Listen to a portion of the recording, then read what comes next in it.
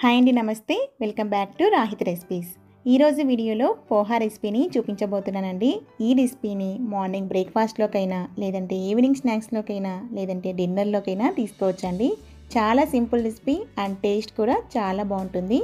ఈ రెసిపీ కోసం ముందుగా ఒక బౌల్లోకి 3 కప్పుల మందపాటి అటుకులను తీసుకోండి.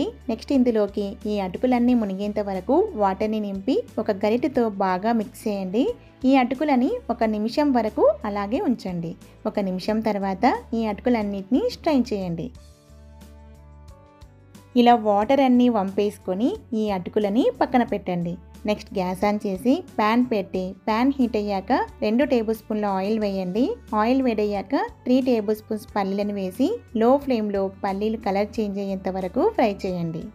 ఇలా వీడియోలో చూపిస్తున్న విధంగా పల్లీలన్నీ ఫ్రై అయ్యాక ఒక బౌల్లోకి తీసి పెట్టుకోండి.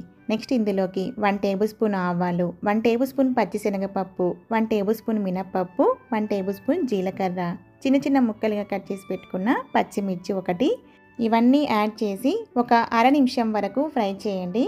నెక్స్ట్ ఇందులోకి సన్నగా తరిగి పెట్టుకున్న 2 ఉల్లిపాయల తరుగు, 1 రెమ్మ కరివేపాకు వేసి ఉల్లిపాయలు జస్ట్ పచ్చివాసన పోయేంత వరకు ఫ్రై చేయండి. నెక్స్ట్ ఇందులోకి ఒక మీడియం సైజు ఆలూకి పైన పీల్ తీసేసి ఇలా చిన్న చిన్న పీసెస్గా కట్ చేసుకున్నవి యాడ్ చేయండి. ఆలూని కట్ చేసిన వెంటనే వాటర్లో వేస్తే ఆలూ కలర్ అనేది చేంజ్ అవ్వకుండా ఉంటుందండి. అందుకని ఇక్కడ నేను ఆలూని వాటర్లో వేసాను. ఇప్పుడు ఒకసారి అంతా బాగా మిక్స్ చేసి ఆలూ అనేది 70% వరకు కుక్ అయ్యేంత వరకు ఫ్రై చేయండి. మూత పెట్టి మధ్య మధ్యలో కలుపుకుంటూ ఫ్రై చేయండి.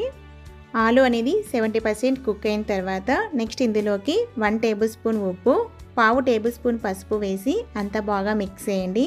ఇప్పుడు ఒక అర నిమిషం వరకు వీటిని ఫ్రై చేసి తర్వాత నానబెట్టిన పోహాని యాడ్ చేసి స్లోగా ప్యాన్ కింది నుంచి పై వరకు గరిటెతో బాగా మిక్స్ చేయండి.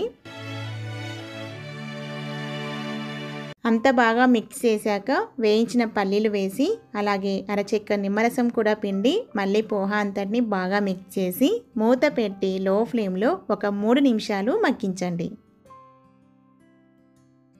3 నిమిషాల తర్వాత చివరగా ఒక 2 టేబుల్ స్పూన్ల కొత్తిమీర తరుగు వేసి ఒకసారి అంతా బాగా మిక్స్ చేసి ఒక సర్వింగ్ బౌల్లోకి సర్వ్ చేసుకోండి. అంతే అండి, ఎంతో సింపుల్గా టేస్టీగా ఉండే పోహా రెసిపీ రెడీ. కేవలం 10 నిమిషాల్లోనే ఈ పోహా రెసిపీని ప్రిపేర్ చేసుకోవచ్చండి. టేస్ట్ చాలా బాగుంటుంది. తప్పకుండా ట్రై చేయండి. ట్రై చేశాక మీకు ఎలా వచ్చిందనేది నాతో కామెంట్ బాక్స్లో షేర్ చేసుకోవడం మాత్రం మర్చిపోవద్దండి. ఈ వీడియో కనుక మీకు నచ్చినట్లయితే లైక్ చేయండి, సబ్స్క్రైబ్ చేయండి, అలాగే మీ ఫ్రెండ్స్కి రిలేటివ్స్కి కూడా షేర్ చేయండి. Thank you for watching.